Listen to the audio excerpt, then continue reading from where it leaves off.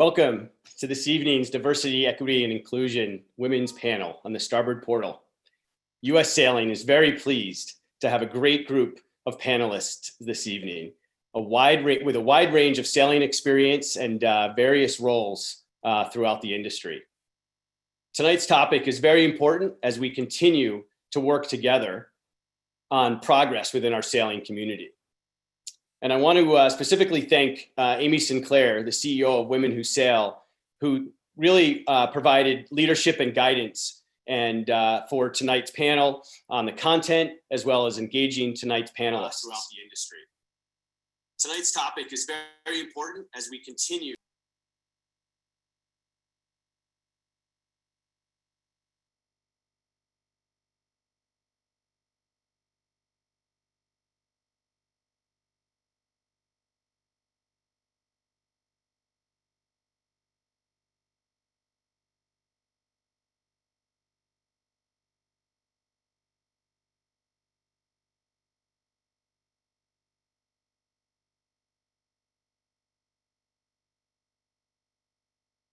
to, sorry about the technical glitch there. You always have to get one out of the way.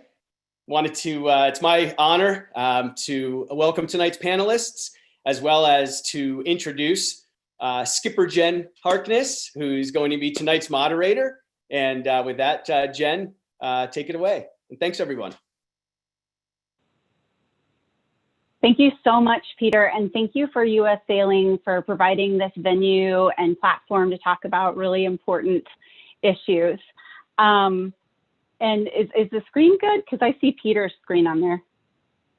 Okay, so I'm going to introduce the panelists, and today we're going to have Debbie Huntsman, who is the president of the National Women's Sailing Association. She's a retired U.S. Coast Guard Auxiliary OXOP and Coxswain, and she is a U.S. certified sailing instructor and a National Safe Boating Council instructor. I'm nervous. I'm just going to say that out loud. I'm so excited. So we just slow down a little bit. So she's also a past flotilla commander and District 11S Public Affairs Officer for the U.S. Coast Guard Auxiliary. She's the past Commodore for the Lake Pleasant Sailing Club and Lake Pontchartrain Women's Sailing Association. Thank you so much for joining us today, Debbie. You have so many accomplishments under your belt, and we look forward to hearing from you. Thank you. Marie Rogers is, she's the first Black female Commodore of the Los Angeles Yacht Club and the first African-American member in the 118-year history of the club. She is the 2012 LAYC Yachtsman of the Year, the developer of the LAYC Community Sailing Program, and the chair of the first ever Inclusive Boating Committee for Southern California Yachting Association, and she's a U.S. Coast Guard Master Captain. Thank you, Marie, for being here. That's so inspiring. Thanks for all your work out there. And if you're in the Pacific Northwest, you know this woman. It's Jean Gusev, and she's the captain of Team Sail Like a Girl. They won the 2018 Race to Alaska race, making history as the first all-women's team, and most importantly, as the first monohull to win that race. She's on the board of directors of the Northwest Maritime Center, and she raced with the Boston Sailing Center at nude regattas and the Marblehead to Halifax race. She trained for 3 years on a 67-foot BT Global Challenge boat and competes in longer distance races all around the Puget Sound with her husband, F. Thanks, Jean, for joining us this evening. Charlotte Kaufman is the founder of Women Who Sail, which is the largest online community of female sailors. She's a board of directors of the National Women's Sailing Association. Her sailing story has been featured on This American Life and the Huffington Post, and she's the author of her upcoming book, Rebel Heart, which I highly recommend you read. Thanks for joining us, Charlotte. Sally Barkow. I got to tell you, I'm having a hard time not fangirling with you because you are an Olympian from 2008, Olympic team coach and performance manager for the U.S. sailing team currently, a two-time Rolex Yachtswoman of the Year, 2005 and 2007, and a two-time Volvo Race Ocean competitor, 2014, 15, 17, and 18, and the founder of the Magenta Project, which is an amazing project out there in the world. Thank you so much for being with us this evening. Such accomplished sailors. It's amazing. Tonight, we are going to talk about the history of women in sailing and how far we've come and how far we have to go still. We're going to talk about sexism and discrimination in the sport actively. We're going to share personal stories.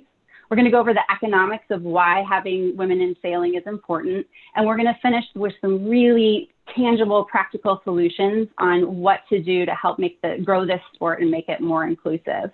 I want to encourage everybody out there to keep an open mind and an open heart as we talk about these topics. Some of it is really challenging. And as Peter said, it's very needed dialogue, because what our hope is that we're creating more open doors and a pathway for the upcoming generations to come into sailing and thrive. And again, all of the women here have been paving the way, and I have so much appreciation for them. So we're going to start with Debbie, and she's going to talk a little bit about the history of women in sailing. Thanks, Debbie. Thank you, Jen. And I want to give kudos to U.S. Sailing for hosting this important conversation. I want to paint kind of a broad picture of sailing. When I started sailing, I was an adult. I started sailing in the 90s. And when I joined, there were enclaves of well-established women's sailing. Like in the Gulf Coast, there was the Nost Regatta, which had been sailed for 58 consecutive years. The Adams Cup in Boston was 61 years old. Title IX had passed. It opened opportunities for women in sports. Cheerleading, yay, was pushed as an outlet for athletic women. It was actually invented as a sport for women to support men's athletic pursuits. There was a big fear that Title IX would take money away from men. Susan Epstein had been at it for a while. She got her first boat when she was 9 years old, and she grew up perfecting sailing, but also served as a sailing race official. She became Commodore of the Hull Yacht Club in 1982. And in chatting with Susan recently, she noted watching a young sailor when Susan was working on race committee, one of our panelists tonight, Sally, and Susan was blown away by this young girl's amazing skill level. In 1980, the precursor of U.S. Sailing began a program to train young sailors like Sally through a network of certified instructors. The American Sailing Association was founded in 1983. Through instruction, the level of sailing skills for all sailors has continually improved year after year after year, better. If there was a big gender gap back then, it has continued to diminish, and that's really great news. In 1989, Joan Thayer, another NWSA Emerita member, she earned the Distinguished Service in Sailing Award. Tracy Edwards skippered the first all-female crew in the Whitbread Around the World yacht race. I'm going to use my cheerleading skills, yay. The first woman to receive the Yachtsman of the Year, atta girl. 1990, the National Women's Sailing Association was forming with Doris Colgate at the helm. Gail Hine, she held her first women's sailing convention in Southern California. 1991, Isabelle Autissier was the first woman to complete a solo world navigation in competition in the BOC Challenge. I saw her and just was floored. When my spouse and I took several sailing courses together to qualify to charter, I remember asking the instructor, how do I know if there's a chance for a collision? The instructor, he is a really nice guy, he is very knowledgeable, but I could see when I asked that question, his wheels were turning. He is searching for a way to explain to me, a woman, how that worked. And his answer was, well, it's like when you're at the grocery store pushing the cart. When I look back and compare that professionally taught sailing instruction with the method of instruction in today's sailing courses, well, let's just say it has really improved. Things are looking up. I'm really eager to hear the experiences and the ideas that the rest of the panel will share tonight. Thank you so much, Debbie. We have come a long way, and I definitely see a lot of women out there sailing, and it's very inspiring. You know, Marie, you've been instrumental in getting more women and people of color out on the water, and you have a very specific vantage point being a woman of color. Can you speak a little bit about your experiences? Sure. Well, I have a love of sports. I love the water and I have a really hard head. I'm always going to places where I'm not represented, and it's okay. You know, when I was little, I had very water-based parents, but, you know, I grew up in the 50s. There was no way for Black families or Jews or Asians to join yacht clubs. So it was on my list of things to do besides downhill skiing and, you know, skydive, whatever, you know. And basically, I became a yacht club wife. I started dating someone who was a member of two very prominent clubs in Southern California, and the main club is Los Angeles Yacht Club. I was greeted with open arms. It's a very traditional club. I was the first Black member. People don't really like to talk about, you know, race issues and whatnot because they don't see color. But the problem is, you know, if people like me are not there, other people, when they come in, new people, it's very white. And if you're not on the outside, that seems kind of an odd thing to have in your head, but it's very difficult if you don't see yourself represented. So besides being a woman, I had this thing. But I was very, very fortunate that I was with a lot of really wonderful people. But as a woman, you have to think of these barriers, which is what I went through. Without giving all the details, it's like, well, where does someone learn to sail? Because you can be on the boat with your spouse, your boyfriend, but the guys are pretty much going to take control of the boat. And I was one of those odd women that was always thinking, you know, what if he should, you know, pass out? Like, how do I get this boat back? And we typically had like sleds, like, you know, huge over 60, 70 foot, you know, big racing boats. It's like, how, you know.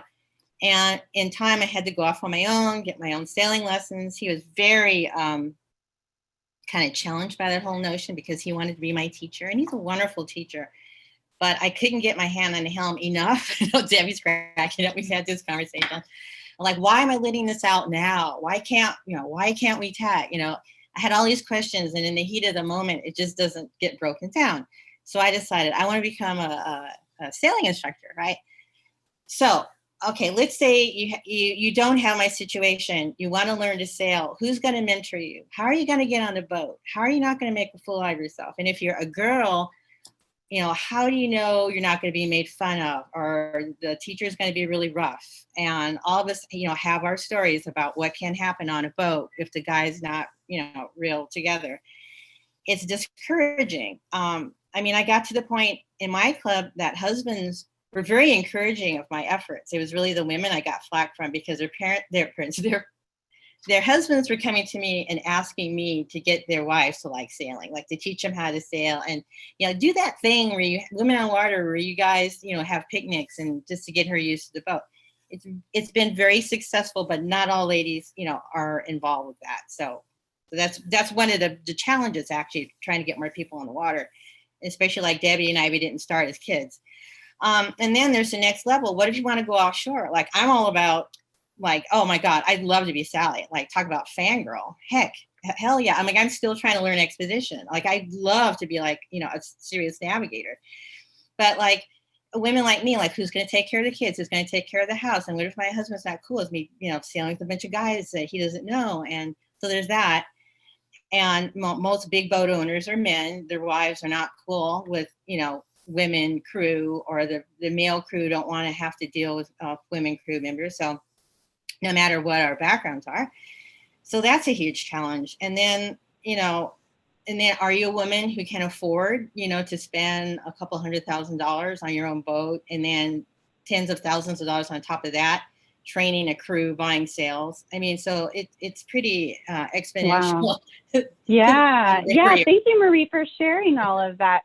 you're hitting a lot of different points that we're going to be discussing this evening, right? Representation matters. And I think what you're speaking to as well are gender roles, right? And rigid gender roles don't really serve anybody. And on the water, we're all sailors. So we should all have the same skill sets on a boat, right? And we're going to talk about some of the solutions to those barriers that you just brought up. So thank you for bringing those up. And so, Sally, talk about representation. You've worked with a lot of youth, and you have a very specific vantage point on the challenges of young girls in sailing and why it's important to have like role models and that sort of thing. Can you talk about that a little bit? Yeah, I think kind of from my vantage point, you want to see everybody progress through the sport. And we hear a lot about education and how I mean, Susan is a role model of mine. If you think about that and what she's done for the sport and the doors she's opened for me in the match racing and in St. Pete and everything was incredible when I was really racing hard. And it's that we want to carry on. And I would say that, just recognizing that our sport is a sport that I believe you really have to have a strong, you have to be a part of the network to get involved in it. And it has that inclusiveness when you're involved in it, but it feels really hard from the outside to get in sometimes. And so, I think having the need for role models is really important, but the opportunity to mentor somebody and close that loop is, to me, one of the ways that you can actually, just connect the dots. So, I think you basically, we can't argue for the need for more role models, right? That's why we all end up going to go do things. And to me, having a mentorship program like we have in the Magenta Project has been really valuable to close that loop and networking and give girls, any youth opportunities to do more sailing, to get access to more information about how to sail, get opportunities to go on those big boats because they just need the introduction to somebody.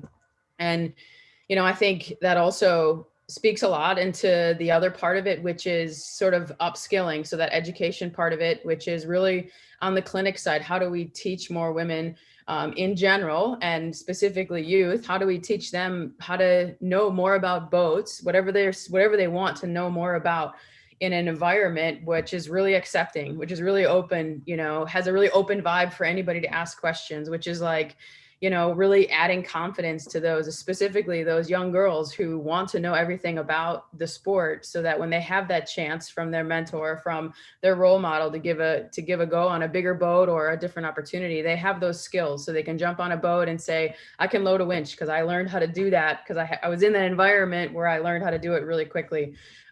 So a roundabout way of saying that, yeah, obviously all that, the education point is really, really important. And the mentorship side of it, I think, is equally important in our sport because you have to get that connection to break into the network. Yeah, thank you, Sally. Especially for the youth. I'm a mental health therapist and I work with youth, and so it's a very impressionable age with a lot of insecurities. So I think what you're speaking to is really important, right? That young girls can see themselves in the instructors and feel that safety and confidence to ask those important questions. So thank you for speaking to that. And, talking about networking, Charlotte Kaufman, you tried to network in sailing and had some experiences that led you to kind of go around and figure out how to network differently. Can you speak to that a little bit? Yes. I represent the liveaboards and the cruisers here. If anybody else is, one of those, hello. And I started to really look for my place in the community of sailing, actually, when I became a new mother. So when we brought both of our daughters home from the hospital to our boat, which was our home. And unfortunately, like many American mothers, I was isolated and without a lot of support, only I was on a boat and not in a house. And I was really yearning to connect with moms, and land moms just did not get my lifestyle. We were really missing that piece of connection. And I also tried to connect just as a woman in the sailing community. When I had my first daughter, I was 30, so young in the sailing community. And I tried to join existing online groups, and it wasn't a great experience. Men would come into my messages and come on to me.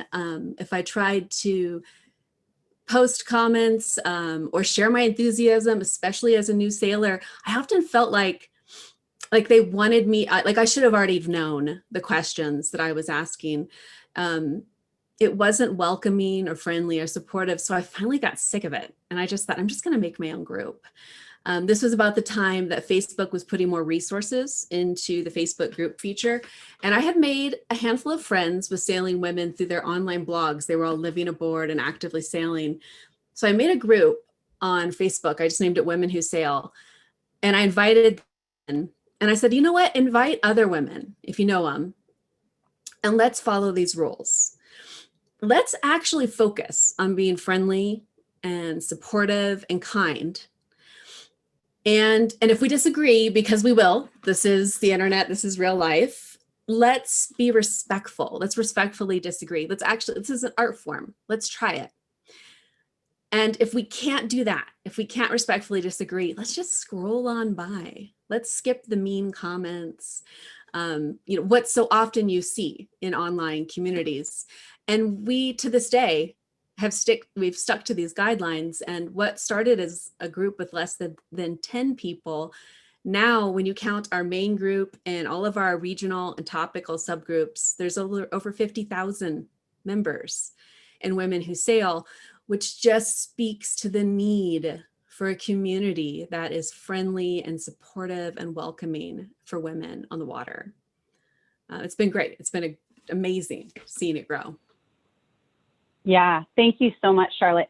I also am one of the people representing liveaboards, and I refit my boat myself. And Charlotte, I tell you this all the time, it's because of Women Who Sail. I would go there and the best information, the friendliest group, so supportive, refit an entire old boat off of that group, and you too, right? so thank you very much for that group, because that's partly why I'm here today. So I'm gonna segue. I'm gonna pull up my screen here. I'm gonna do a screen share. And I am going to talk about discrimination against women in sailing in about 5-ish minutes. So one thing we want to keep in mind tonight is that this is the intro conversation. This is the tip of the iceberg. We're introducing some things to where you all can go out and have conversations with your loved ones, with your crews, with your organizations and communities, and continue the conversation. I'm also going to bring in a couple of metaphors that the very first DEI US sailing talk brought in, with Amy Sinclair moderating it. And if you haven't watched that, I highly recommend you go back and take a look. So one of the metaphors they talked about was the elephant in the room. So, most of us have heard that metaphor of, like, there's an elephant, it's obvious, it's in the room, but we're all walking around it and pretending like it's not there, and we can smell it and touch it, but we're not saying anything. Why? Well, because it's awkward and it's uncomfortable and it's really vulnerable, right? And change is hard. Humans are very habitual creatures. Even if we want to do change, even if it's good change, it's hard change. So again, as I'm going through this segment, a little self-reflection, a little openness to some new ideas is a good thing. So Karen Harris in that talk brought up the best metaphor I've ever heard for diversity, equity, and inclusion. And she said, it's like you're throwing a party. It's like you're having a big dance, right? And diversity is making sure that everybody gets an invitation to the dance. And equity is making sure that people can make it to the dance. And inclusion is making sure that everybody can get their groove on, right? And they can have some dancing and some fun at the dance. I'm going to take this metaphor just a tiny bit further. And what I'm going to say is that sailing in general has just had a couple of DJs that have been playing the same sets for a really long time. And if we want to move this sport forward, if we want to be innovative, if we want to go further, have even more fun, we need some new music. We need some different rhythms, some different tunes, some different dance steps. And here's the thing, when you learn new dance steps, it's awkward. You're going to step on some toes. You're going to bump into each other. You're going to feel ridiculous. You're going to make some mistakes.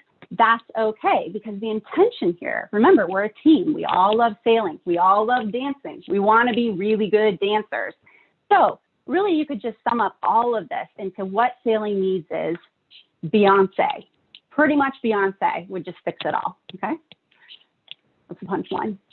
So I'm going to go into psychological safety, okay? So one of the things that's really important in sailing, we talk about all the time, is safety. We talk about life jackets, EPIRBs, AIS, all the rigging, the safety, okay? Communication is the #1 factor of safety, because if you're not talking about where the safety stuff is on your boat or your man overboard drills, it's not really going to go anywhere. So communication is really important. There's this woman out of Harvard Business School named Amy Edmondson, and she's done tons of research on teams, and not just team cohesion, but what she calls teaming, which we do a lot in sailing. How many of us have gone out for a race or a cruise with people we don't know, right? Different people coming together to make the boat work, right? So teaming, she found the teams that did the best in those scenarios had psychological safety. What is it? It's the ability to question, share ideas, make mistakes, challenge one another, and this is the key, without any kind of negative repercussion to your character, your role, your status, or your social standing, okay? So the elephant in the room. Some people are like, well, why haven't we been talking about this before? Well, I'm here to tell you, I've been writing a blog on sexism for 2 years solid, and people have been talking about it, and there's a double standard for women when they speak out against sexism. It's a damned if you do, damned if you don't scenario, because you're either the big B word or shrill or, you know, too much or something, or you're not saying something, and then people think that you're condoning it and being complicit. So this is part of the issue that we have to address as we're talking about these sexism in sailing. So we're going to talk about my favorite F word. No, Mom, don't worry. The other F word. It's feminism, okay? And as soon as you talk about feminism, a lot of people get their hackles up, right? And they're like, no, it's going to be man-hating and man-bashing. Look, most of us got into sailing through men. My best friends, man, we love men, okay? There are so many great men in sailing. The current wave of feminism actually includes men. It needs men. It's about men. Intersectional feminism is about how different social ideas or experiences like gender, race, religion, sexual orientation, and ability can impact the way that people see themselves and the way the world perceives and interacts with them, right? So it's a very compassionate view. It's a human rights based view of looking around and saying, who's not at the table? Who's not here? Who are we not hearing from? And how do we get them here, right? Again, so we can all go sailing, so we can all dance at the party and have a good time. One of the things that we need to understand as we talk about sexism in sailing is bias, okay? So bias is basically ideas or beliefs that we have in favor or against something, right? And they can be implicit or explicit. Explicit bias would be my bias of, hey, I love women sailors. I think they're badass. I love to sail with them. That's my explicit bias, okay? An implicit bias might be the tension that my body holds when I get on a boat with a man, because I have implicit bias of men are dangerous at times. So the World Sailing Trust did us all a huge favor. And if you haven't read this report, please go and check it out. It's amazing. And I'm just going to bring it down to a few salient points. 85% of women reported that they experienced discrimination in sailing. And next, we're going to actually talk together as a panel of personal experiences that are going to mirror the 4 areas that are barriers to women, which is feeling isolated, like you're the only woman there, right? And all that comes with that. Feeling like you have slights coming at you based on your gender, being treated as incompetent, and harassment. Now, why am I here talking to you all today? Well, I love sailing. I'm a sailor. I race. I cruise. I'm also a mental health therapist, and I've been working with women's issues for 15 years. And I actually started sailing because I wanted to get away from trauma. But as I got on the water and I started talking to women, I heard story after story after story of slights, harassment, and assault. And one of the things that is about boats is women get on them and they're a captive audience. They can't get off the boat. And the sad reality is that 70% of women globally have experienced assault of some kind. In the US, the numbers have actually gone down by 50% in the last 20 years. So down by 50%, 1 out of every 6 women have been raped in the US, okay? And so part of what we need to look at is, how we're talking about these things and just naming it so we can get to solutions, which of course we'll be talking about in the second half of this talk. So we're going to share some personal stories. And again, I'm going to just lead everybody to look at your bias when you have reactions coming up. Those are your blind spots to look at. Look at those tender spots as people are talking about these topics. Jean, do you want to start us out with some of the stories you've experienced? Sure thing, happy to. I think where I started to really see an exclusion from the sport is where I double hand with my husband often in races. And even the way that we register for double handing, there's still one skipper registered, and it's 2 people on a boat. We tend to share responsibilities of all kinds, whether it's helming or tactics or foredeck or, you know, any of it, reading the weather and coming up with our strategy for the day.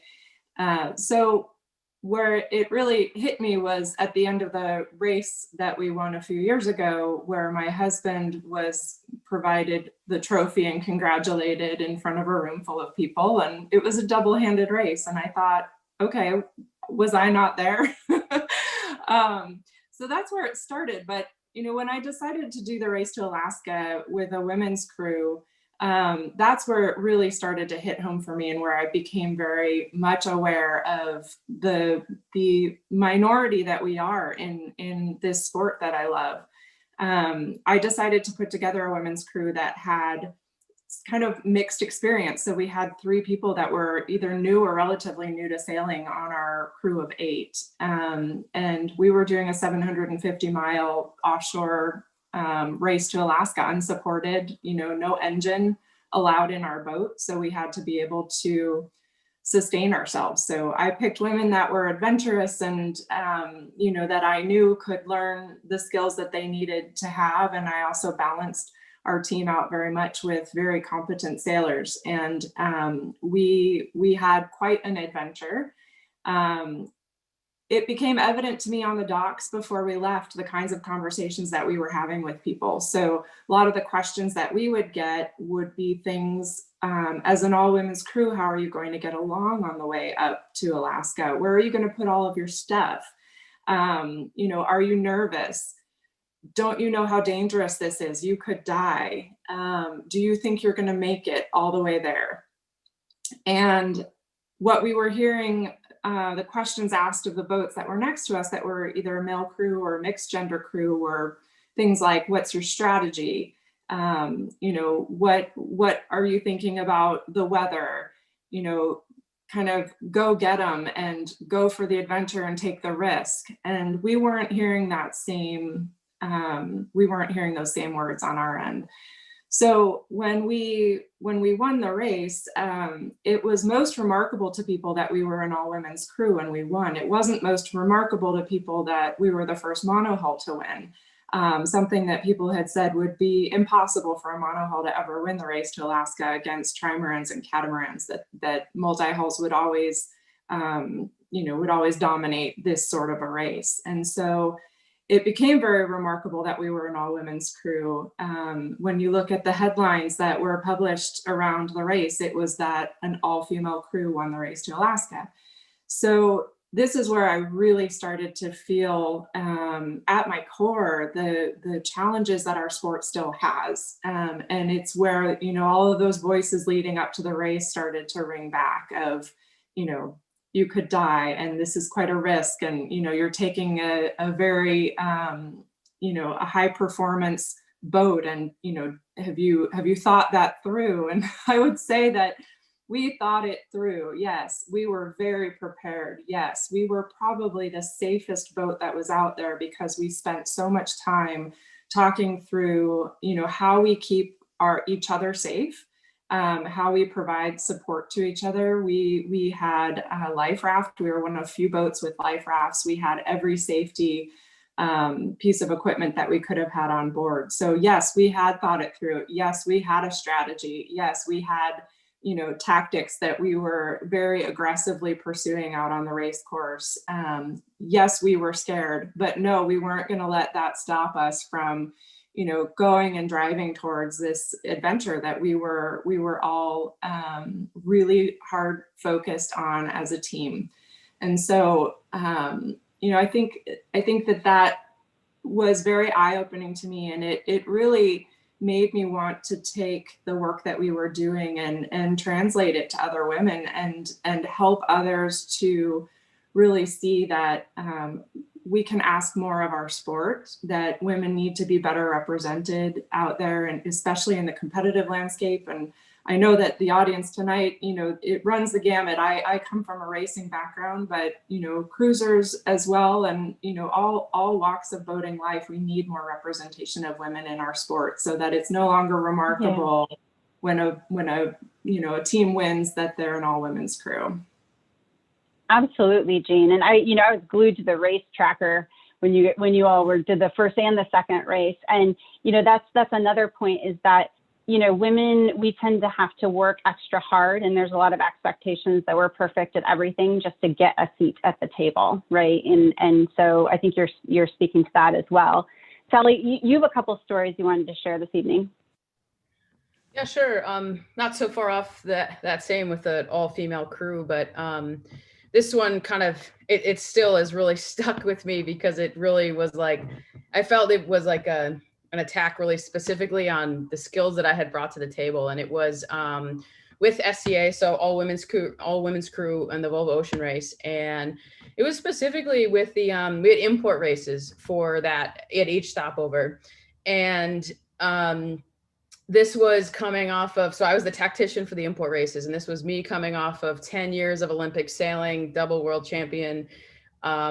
So a track record that, I'd really worked really hard at. And it came down to the briefing before our very first import race. And we had male coaches, which was great, because part of it was their experience bringing on to this ocean boat, the ocean race. And we needed that. But the way they went about this debrief, I'll never forget. They were just like, okay, this is the first import race, and these are the 3 most important things. And I'm thinking, okay, more pressure over here. This is the race course. This is how many laps. The sails are going to be, the most performance orientated, that you guys should be thinking about. These are the angles. This is what we should be, strategically thinking about performance wise. And it wasn't that. It was, first, don't hit another boat. Second, don't hit the bottom. Third, don't be over the line. And it just felt like a dagger to my heart. I was just like, I literally had this look on my face. Are you guys kidding me? Like, that's what you think my level is right now. And, I took that with obviously carried that fire into all of our import races. And you know what? It wasn't counting much for the race. It was a tiebreaker for the overall ocean race, but we were 3rd overall. We were podium on the import for that series. And I took a lot of pride in that, but I was pretty much like, forget you guys, a little motivation to prove them wrong, but also, just to walk out of that room and say, okay, now I need to do my own briefing with our team, because actually we are better than what they just accounted us for in that moment.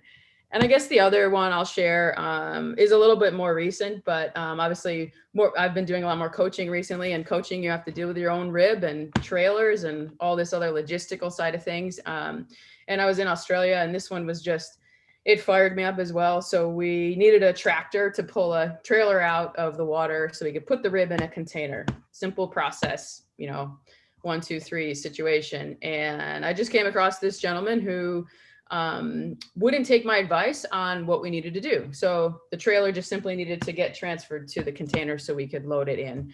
He obviously did not like the fact that I was, kind of had this trailer under control and was dealing with the rib and sort of this logistical side. We got into a screaming match, like the whole parking lot could hear us, because he wouldn't move this trailer for me, to the point, like, I just needed it from A to B so I can continue on with my job. And he, like, all the questions in the world, not believing that I knew what I was doing. I kind of saw through the lines there, and I don't know if it was for better or for worse, but my only solution in the moment was like, okay, I know what's going on here. And I just didn't even finish the conversation with him. I just walked away. I went and got our, one of our male coaches, tall British guy, nice stature. And I said, look, I'm having trouble getting this done. Can you just tell this guy this sentence? And he walked over and he told the tractor driver that one sentence. And obviously, guess what happened? Oh, okay, let me do this for you. Boom. 2 minutes later, it was done. And I just was obviously fuming from that, because first, he wasted my time. And second, he obviously didn't believe that I had any competence to do my job. And yeah, I guess obviously I'm still fired up from those scenarios, but those are my examples, and they're all over the place, and I'm sure everybody has obviously more stories to share, but these are just 2 of mine from recent memory, but there's many. Yeah. Yeah, those are some examples I hear all the time, right? There's even like some, cheeky terms for it, like heap heaping, right? A woman says something and then nobody hears it, and then a guy says, and they're like, oh, that's a great idea. That's something that happens so much, as well as mansplaining, where, somebody comes up and like, if somebody came up to you and explained how to do the Volvo race, it's like, it's like, yeah, I did it. That happens all the time. So Charlotte, you have a few examples as well. Can you share those? I sometimes would tell my non-sailing friends that sailing was like a time travel machine, and it would transport you, if you're a woman, like 50 years into the past, because of this, like how men treat you, which is really like, I often felt like a ghost. If I was next to my husband, they would speak to me. They only speak to him, which is so frustrating and so weird, because I'm not talking about 50 years ago. I'm talking about 2014. I'm talking about like right now. And in my group, in Women Who Sail, we talk about these experiences of everyday sexism, sadly, all the time, multiple times a week. Women are coming into the group and they are sharing about their daughter in a sailing lesson, and her, like the instructor slapping her hand away from the tiller in her lesson. Women are they're taking courses to become instructors, and their male instructors are ignoring them. They're using sexist language, sexist instructional material. And they're also asking, and you mentioned this before, Jen, they're asking how to be safe, which is like so sad and so frustrating. How frequently this comes up is just how I love sailing. I want to get on the water. How can I be safe? Is this captain safe? How can I be crew but be safe? So I'm glad we're having these conversations, because man, whatever we can do to make it so that we can enjoy the water and be safer on the water, let's do that. Absolutely. Yeah. And that's part of the point too. Like when women get together, we tend to talk about these things, and no, it's not man bashing. It's like talking about legitimate concerns, right? That are limiting people from accessing the water and feeling safe on the water. And there's not enough of that psychological safety in the community at large to talk about that without that negative repercussion to your character. Like I've had those experiences, and people are like, why don't we report it? And I'm like, well, I don't want to be that girl and get blacklisted off of boats, which is one reason I bought a boat and refit it, so I didn't have to deal with it, right? So Marie, you also have a few examples you'd like to share that I think are really important. Yeah, most of my experiences have been, I race a lot. Not being Commodore, I have to start it up again after COVID, but yeah, just generally on the race course, let's say I win, for example, and I've had guys after say, well, that was really Bill driving. That couldn't have been you, or, that kind of stuff. It's just, it's crazy. Yeah, very much like Jean. Yeah, offshore things get really weird, because I think all the crazy comes out. You don't really know somebody. And I was doing a delivery on an ocean. I don't want to say which one. It's potentially like a 2-week, journey. And I wasn't hired to be a mechanic. Somebody else was. But I was curious about the systems on this yacht, this person's yacht. The owner wasn't there. We were just a delivery crew. And I was told not to worry about any of that stuff. So of course, on my own, I go scurrying around, finding where all the spare parts and, supplies of oil and transmission fluid and all that stuff were. And on my own boat, I do an engine check, within the first hour or before I leave the slip. You can just go through the whole thing, all the normal stuff I normally do. And then all the stuff, is my training as a captain. It's stuff that I teach. And there is this guy, he just did not want to do any of that stuff. And I said, we're 24 hours, offshore. And I'm like, I really want to look at the engine. And he's like, well, just open it up. Like, it's like really hostile. I'm like, okay. So, I took the time to, unscrew all the engine panels, look at it. And it was a huge effing mess. It was, the engine had leaked like 3 quarts of oil. No one knew where it was coming from. No one knew where the oil was but me. They just hadn't thought about it because I'd hired this person to do it. And from that day on, it was just hell with this guy. So even though we were motoring, a lot of the time, he didn't like my sail trim. Nothing was ever right. He had to watch after mine. He'd never wake up on time. I literally had to leave the helm, make sure the autopilot wasn't going to go off and, you know, wake him up and get him out. It was just like hell. And he was pretty racist on top of it. I don't want to get into that part of it, but it was a really good learning experience. I still love going offshore, but you just can't control it. But I think if more women had that experience who wanted to do stuff like that, these kind of off guys would get used to it.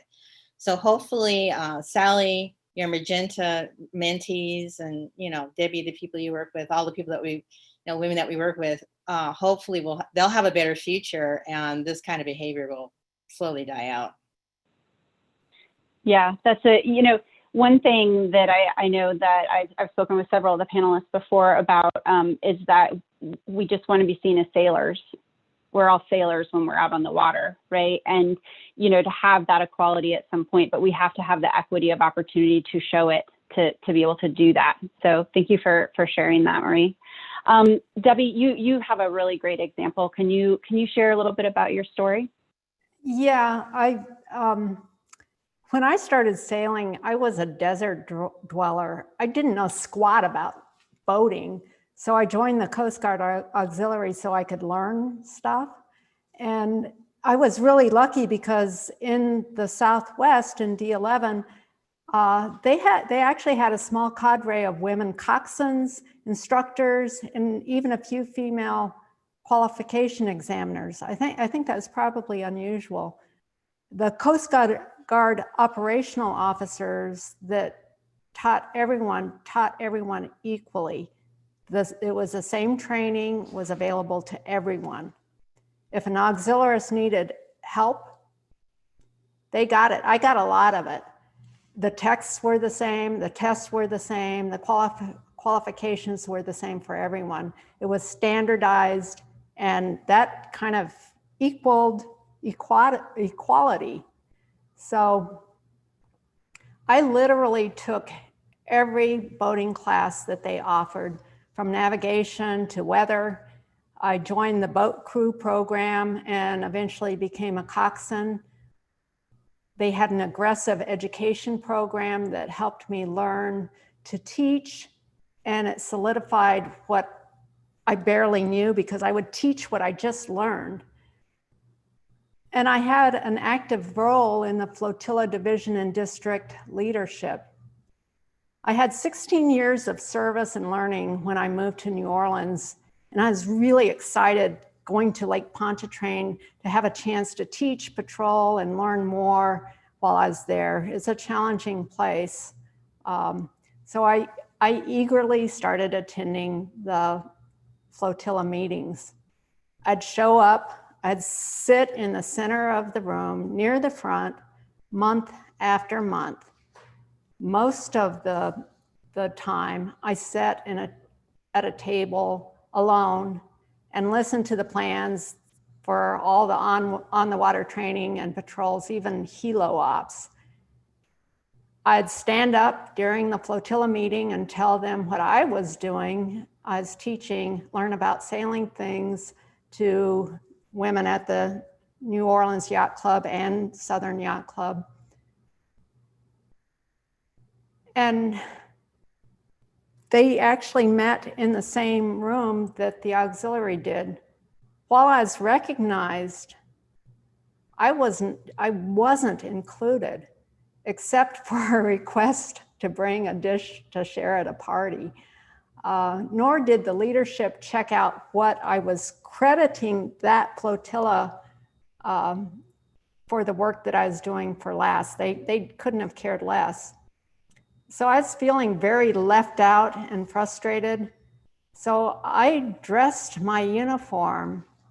I took 3 rows of kind of important ribbons and put my qualification devices on and showed what I had earned. Normally, I only wore like one little ribbon and my coxswain and member device, because I'm not a very big person and those things are kind of heavy and bulky. So I preferred just to show that. But I attended meetings from then on, literally wearing my full resume on my chest. And I'd look around the room and I could easily see that the guys there had nothing on me. I was lucky. I occasionally sailed with a senior Coast Guard officer. He was the director of auxiliary. He was kind of the boss of all of us. And one such outing, he asked me how I was enjoying the new flotilla, and I told him, not so much. So he was an ally. He came to the next meeting. He sat across the room and watched. And after the meeting, he called me and the flotilla commander together, and he very diplomatically mentioned that I probably was feeling excluded. The flotilla commander actually blamed me. That director, he retired a month or so later, and I was left clearly as the enemy. I transferred back to my Arizona flotilla, then retired as soon as I got 20 years in. I can only assume that I was excluded due to chauvinism. While I never was overtly disrespected or harassed, that flotilla, by ignoring me, lost a valuable, well-trained member. Concurrently, the American Boating Club's squadron commander invited me to one of their meetings. I sat in the same room at, I believe, the same table. Others joined me. They filled the chairs around the table. And I was recognized in the meeting for doing the monthly Learn About Sailing things. And I was honored by that group with a honorary membership. They didn't care about my gender. And we quickly became allies and collaborators and even friends. It was a very clear illustration to me of belonging bias and how it was counter to the good of an otherwise very fine organization.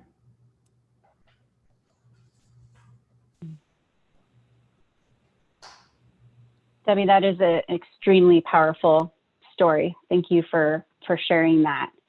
And as we move through to the next part of the talk, I just want to let everybody know that these kinds of stories and more are happening all of the time, and that there's a lot of women out there listening to this talk right now, shaking their heads and saying, me too, right?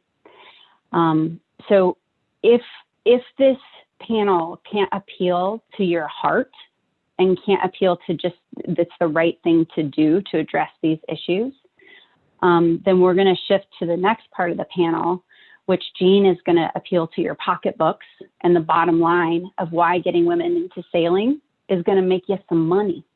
So, Jean? Oh, when we first started talking about this panel, I said, we've got to get some facts out there too. I want to make sure that we're putting information in everybody's hands also. And I'm a numbers girl. This is my career path. And so I'm going to make the economic case for why we want to see more women in sailing. And Jen is going to drive here. So I'll cue you with a little wink when I need a slide change.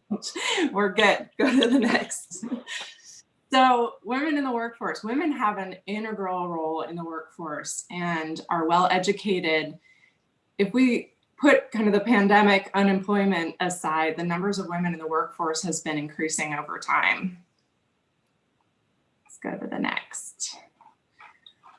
However, women are still facing a 15 cent on the dollar pay gap based on the 2018 numbers. The reasons are many, but the gap needs to be acknowledged and addressed, especially by employers who are in a position to make sure that discrimination is not the cause of this disparity.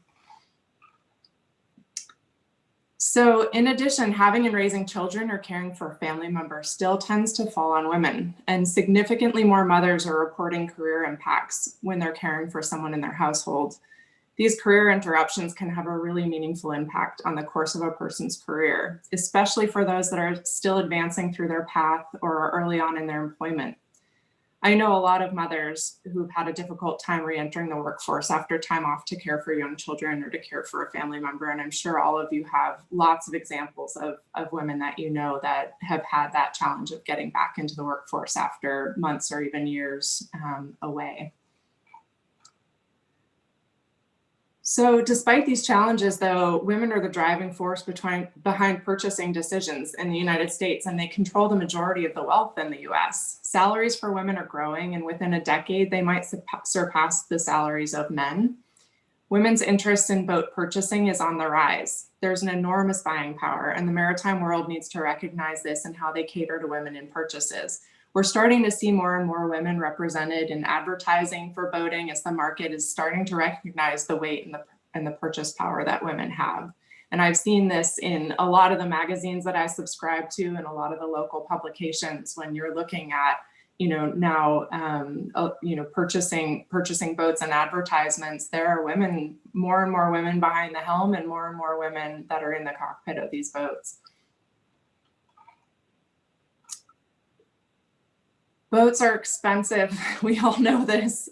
You can see here the average purchase price for boats, but it doesn't stop there. Annual expenses can be significant.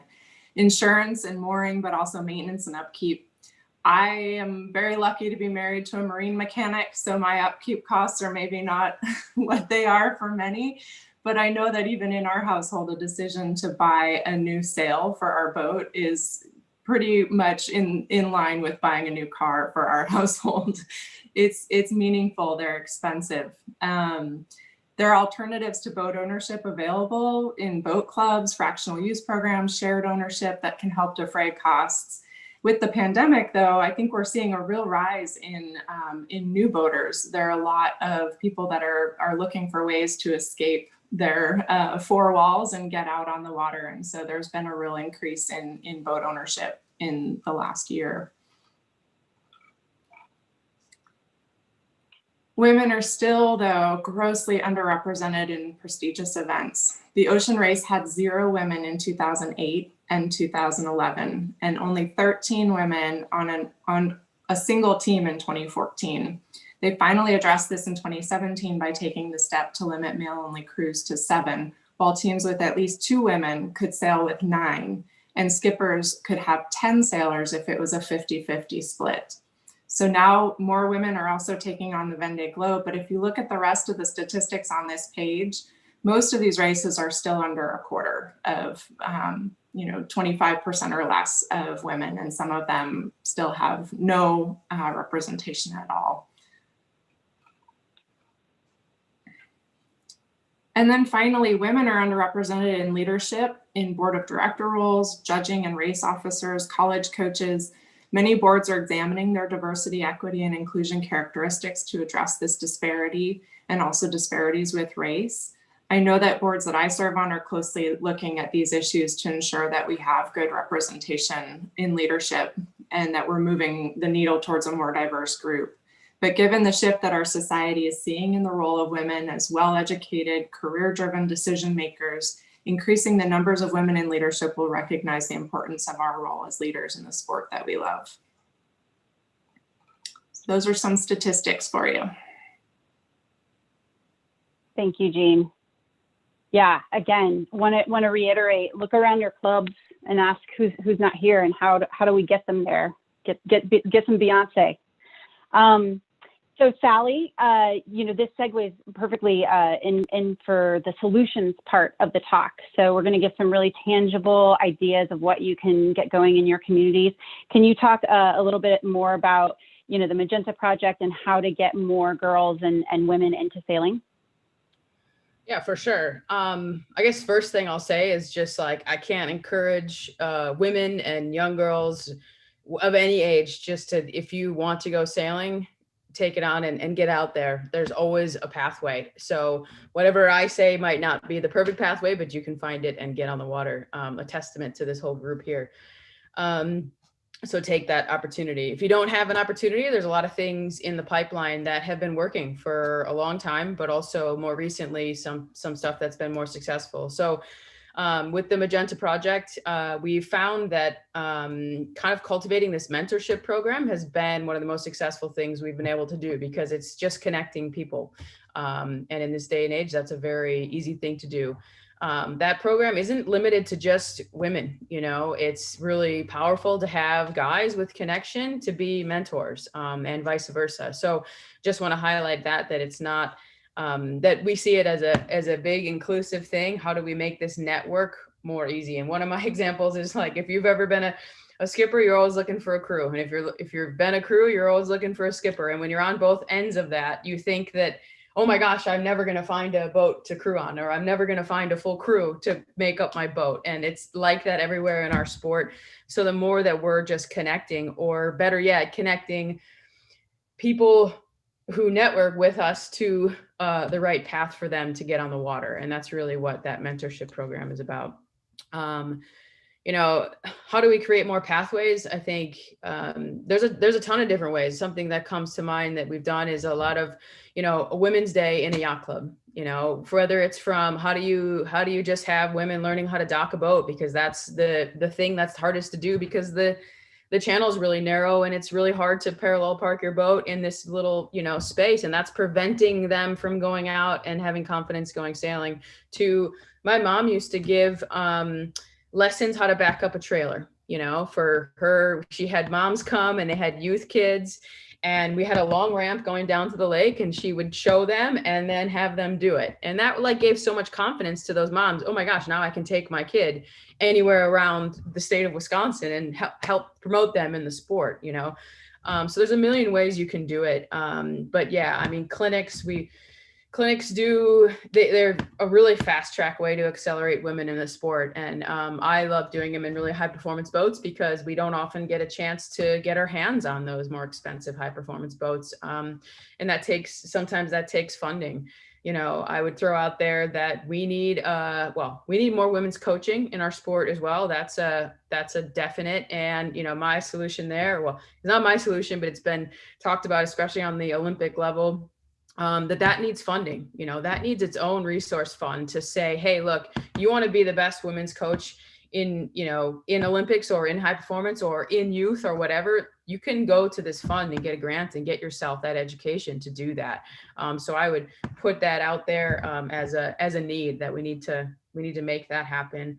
I'm a big fan of trying to get more women on the race circuits and traveling and sailing different boats that they want to sail, and connecting that. When I was more involved with the Magenta Project stuff, we had an M32 that was, donated to us for use. And that's where I did all the clinics on. And that was an awesome opportunity to give, younger women or anybody who wanted, that experience to get on a high performance boat like that, give them the total rundown of everything of how it worked. And then when they got a chance to go and race on a different boat, they knew exactly what to do when they got on it. The same with the GC32s into the foiling. I mean, there's so many opportunities how we can get more women out there. It just takes a little bit of initiative and some money, I think I shared it with this group a while, when we were discussing this, but one of my dreams is how do we connect all these resources, and I don't have the answer, but I do know that we have a lot of initiatives around the world. When we were doing the Magenta Project, one of the overall concepts is that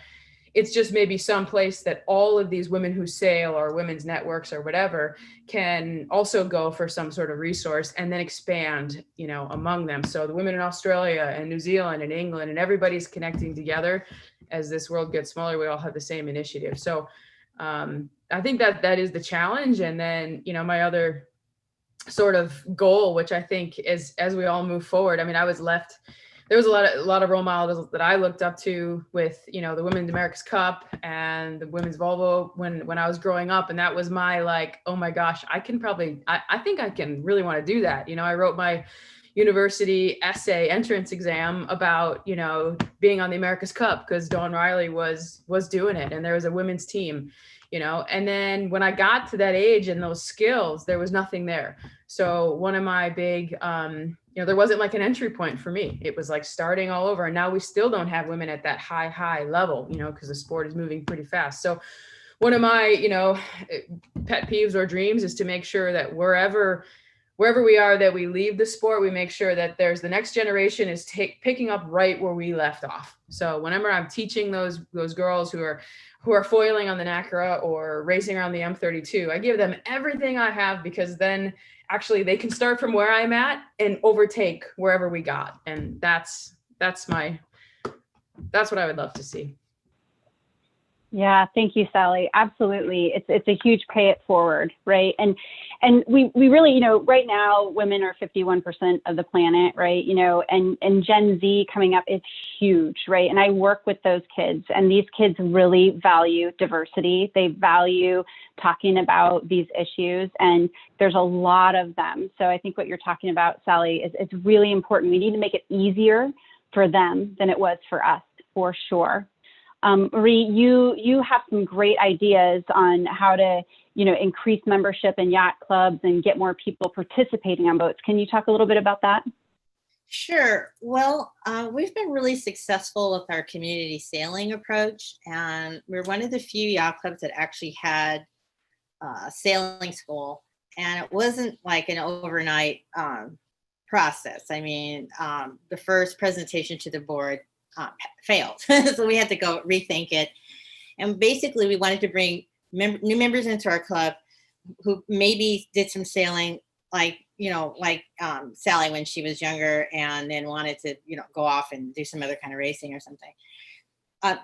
There are those people who sailed in college, or people who've never sailed before, but they have this notion, like they want to do this. And so I was a bunch of funds for approved to redo our website and make it look really inviting, and showcase our club. And we had this sailing school with the certification, and we're able to start this new membership. And you had to get basically a sailing membership, so you couldn't just become like a barfly or something. And then these people had a lower, they still pay lower dues and all that. And with all the new members, we were able to get like a fleet of boats, And it's been very, very successful. And in terms of diversity, since I'm seeing, people kind of figured out I'm a person of color, because when I bring my friends in, it's a very diverse group. And the first thing my friends are very professional and whatnot, but the first thing they'd say, it's like, Marie, like, there are no other Black people. It's just you and me, or it's just you on this one boat. I mean, I literally would be on a boat sailing upwind, close hauled, legs out, a little white boat with all Black women, and we would stop traffic. I mean, literally our heads would swivel around like, what is happening? It's just so rare. But it's just a matter of whatever your club is, whatever your foundation, just invite more people, reach out. There are lots of sororities, different college groups. There are professional, like lawyer groups that are women. They'd love to be invited in. I've never had anybody not want to come back. A lot of these people became members, community sailors, and a lot of them ended up becoming regular boat owners and, going to Catalina or sailing down to San Diego. So it's just a matter of being inviting and not worrying about it. I mean, everybody knows somebody they can invite on a boat. Yeah, and you're making a really good point too. And I think Lou talked about this in the first DEI talk as well. When we talk about like intersectional feminism, that word, right? It's like there's different levels of identity as well, right? So you're a woman, you're a person of color, I'm a woman, I'm queer. There's lots of different levels of identity that you can get just by getting, women into the market, right? And getting them on the water. So super important to be welcoming. Yeah. So Debbie, you definitely have some great ideas, especially about, how to get more men on board and that sort of thing. Can you talk about some of your solutions? Yeah, the National Women's Sailing Association has been 100% about gender equity since its inception. It's kind of our deal. Our mission statement, I'm going to read it, is to enrich the lives of women and girls through education and access to the sport of sailing, to develop educational programs and venues for women, to act as informational clearinghouses for women who sail, to enhance the life experience of women through sailing, and support individuals and organizations that involve women in sailing. Tonight, we have 2 board members on the panel, and we've got people like Amy working behind the scenes. And if you look at our advisory council and the recipients of our Boat US NWSA co-sponsored Leadership in Women's Sailing Award, Sally is on that short list. And during my remarks, I know I've mentioned Gail Hine, Susan Epstein, Joan Thayer. All of them are deeply connected with NWSA. So we've had some really wonderful mentors over the years. With the help of all these sailing luminaries, we've literally practiced promoting women's sailing since 1990. And we continue developing and programs, and we focus on mentoring women and leadership and fostering women instructors and licensed captains. We're working towards goals with sailing organizations like US Sailing to build a collaboration and a coalition to share those simple goals. We encourage and congratulate our members who are out on the water teaching and innovating and training female crew, are building alliances with men who embrace gender equity and are willing to stand with us. And so we're working towards continuing programs for women. I know that some women will be in leadership roles in yacht clubs, and when they leave, I know that I talked with Marie about this, that their programs tend to fall apart. So we're focusing on bringing community and people together.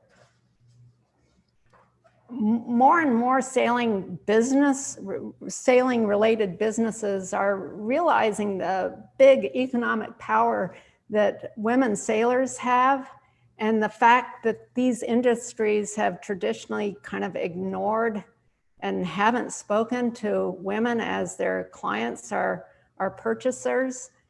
We're trying to address them. Policies on making sure that clubs have diversity on boards, this is a really tough one. We simply have to nurture leadership among women, and my pet peeve, the preference for yacht clubs to automatically give the male sailors in couples the membership, even when the woman is an active sailor, that has to stop. I believe in equity, but all men and women sailors are, until they're all treated equally, the value of women having their own spaces to learn about sailing is just a necessity. So we empower women sailing associations to do more education, outreach, and social networking through storytelling and community. Men just have to be an active part in the equity movement.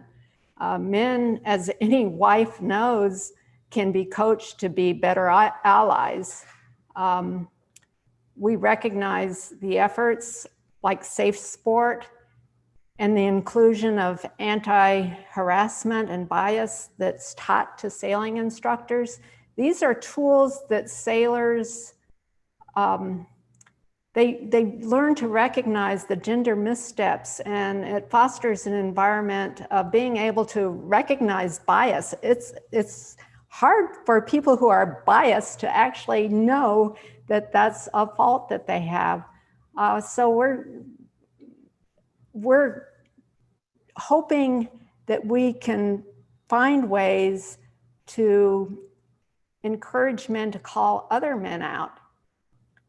The old-fashioned idea that men should hold a door open for women should be updated. Especially in sailing, gentlemen sailors should feel obliged to open doors of opportunity for women. Absolutely. And that's definitely in the spirit of this talk, right? How do we keep those doors open, particularly Yes. for the sailors that are up and coming? And one point I want to pull out of there too is that everybody has bias. Every single person has bias. And we live in, part of the movement is we live in systems, right? Systems of bias. And so if you're not being actively anti-sexist or anti-racist or anti-homophobic, right? If you're not working on your own edges in yourself and in your communities, right? Then you probably are perpetrating these issues even unintentionally. So it's a systemic issue, not just like a personal issue, although they go together. So Jean, you have some really good thoughts as well about, getting women into leadership roles. Can you talk about that a little bit? Yeah, sure thing. So with Sail Like a Girl, we've put together a more formal organization, and I'll read our mission statement as well. We sail to inspire women to push limits, challenge assumptions, and through teamwork, make the impossible possible.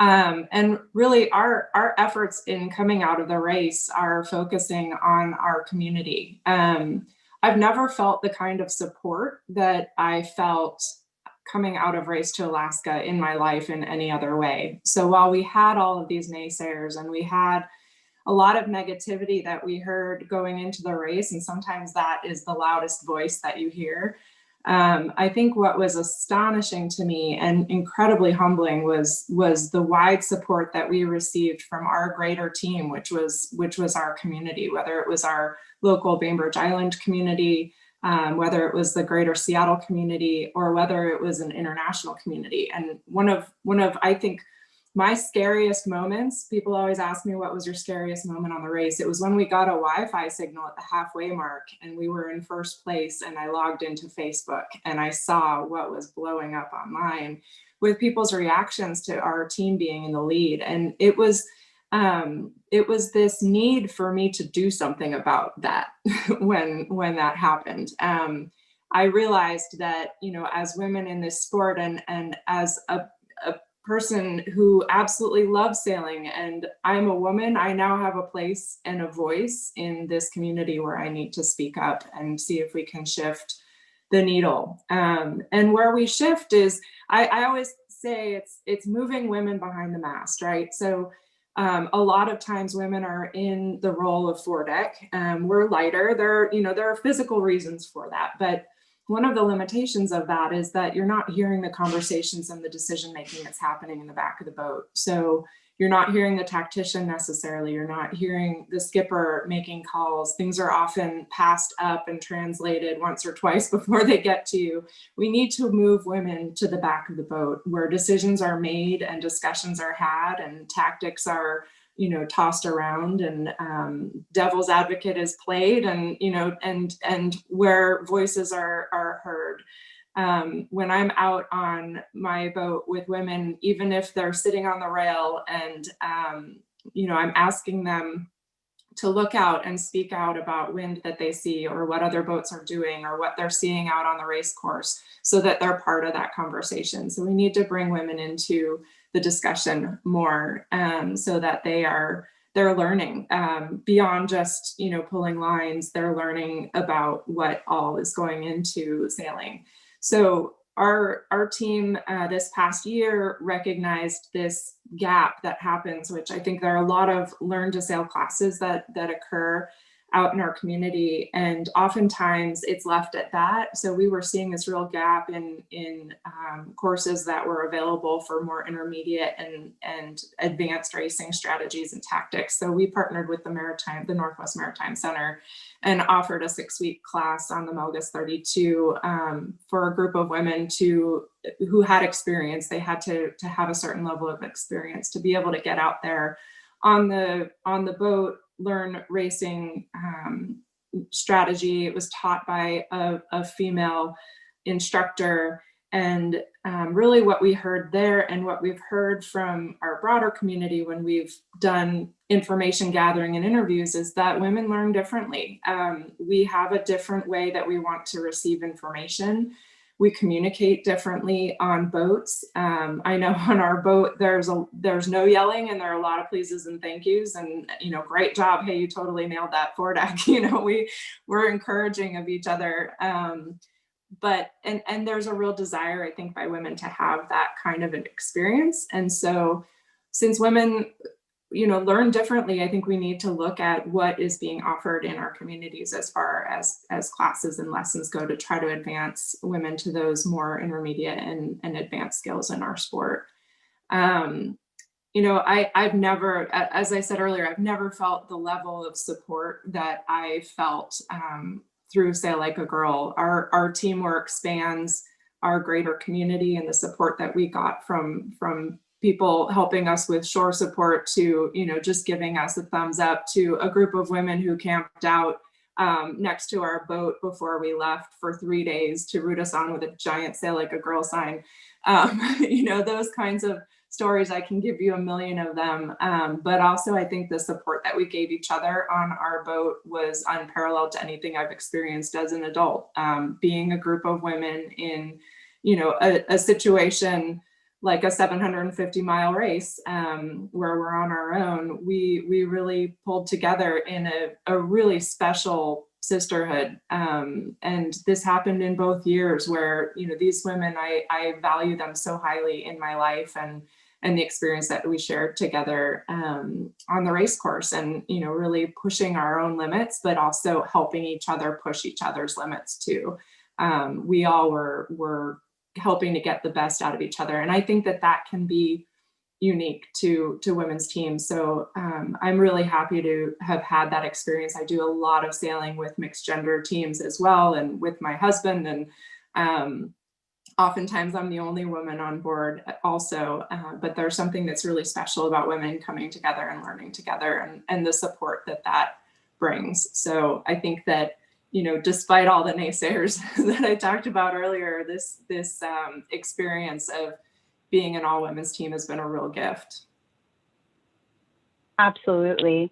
And I think that's part of it, is we need to lift one another up as women, for sure. And I would also posit that men's teams would perform better if they had different communication styles and more encouragement and uplifting as well. We have to remember that rigid gender roles and what they call like toxic masculinity, that sort of thing, that hurts men too. And so, I think that having more women in leadership would also benefit the men in performance too. And there's a lot of research behind that. So thank you, Jean. And Charlotte, you definitely have some great ideas about what we can do online. Can you share some of those? Yeah, I just have to say, I'm so fired up with this discussion tonight. I thank you all for sharing your stories, and huge thanks to US Sailing. I didn't get a chance to say this in the beginning, but I want to reiterate, just thank you for having this discussion and all the discussions you're having on DEI. Mad props. Thank you. I want to touch on a few things. The first is guidance. It's time for your groups and the organizations and the clubs to do some self-reflection and some internal auditing and look at their guidelines. And do you even have them? And I mean beyond like what we talk about sailing here. It's time to look at your guidelines and ask yourself, do we have rules in place that will make our members or our female members or our diverse members feel safe, feel supported? And if you do have them or you create them, don't just pay lip service to them, especially when we look at online spaces. But unfortunately, as we've heard tonight, in person as well, many men are used to being able to be sexist, to post sexist things, say sexist things. And if you're going to have guidelines, you're going to need to enforce them. And some of those men won't like it. Do it anyway. Make your places safe for your members. The next thing I want to touch on is leadership. And we've looked at some stats. Jean, thank you for going over that tonight. Debbie's talked about it as well. Sally's we've all talked about leadership. And it's time also to really look at your leadership and ask yourselves, do we have women in our leadership? And if not, what can we do to change that right now? Who can we talk to? I know a great group. If you need any suggestions, we can help you with those suggestions. And not just groups that have both men and women, but for women-only organizations, we also need to self-reflect and lead the way and look, are our leaders just swaths of white women? Because if so, it's time to change that. We need diversity in our own leadership. And remember that diversity can look like women of color, people of color, and it can also look like neurodivergence. It can look like disability. It can look like age. If we have older representatives and younger representatives, diversity is many things.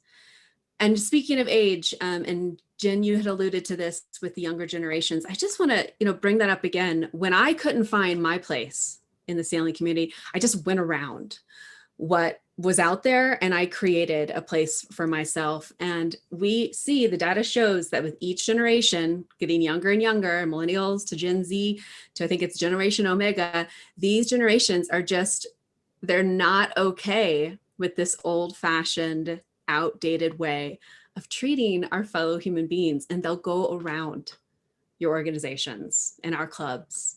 And, they'll just create their own places. And instead, let's bring them in. Let's self-reflect. Let's do our internal audits, do the work. And luckily, there's so many resources out there.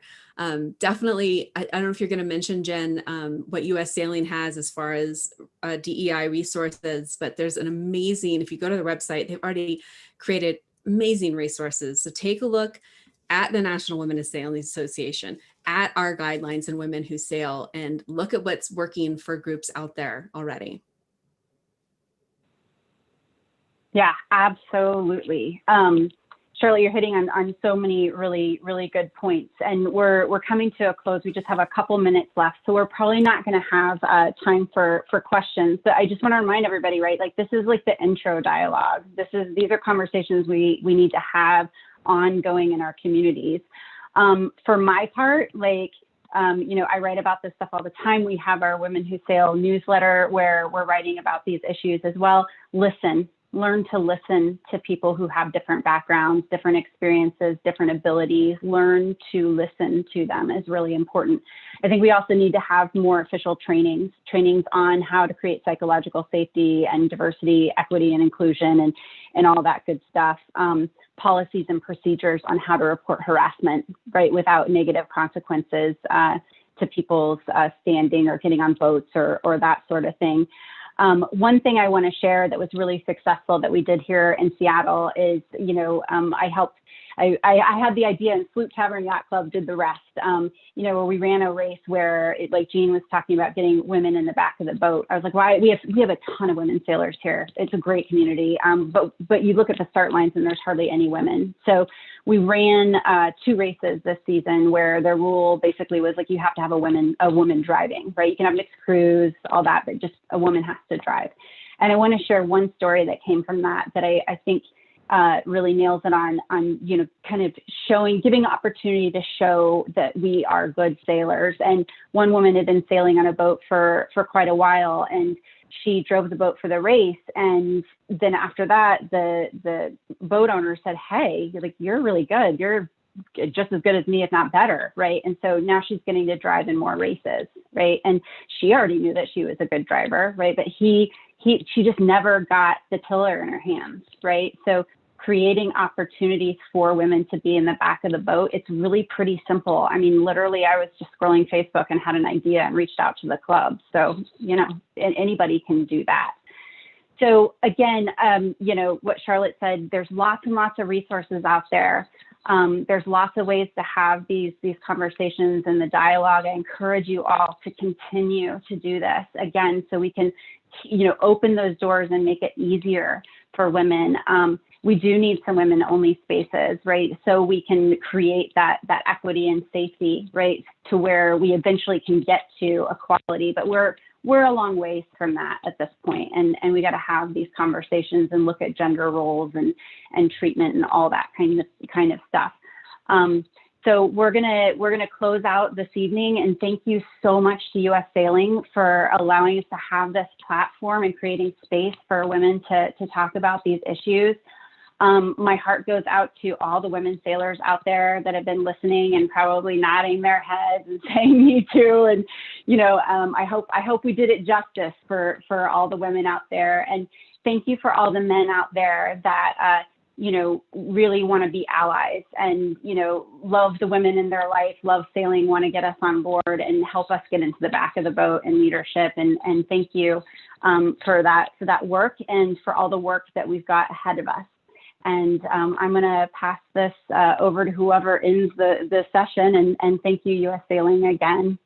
Have a good evening, everybody.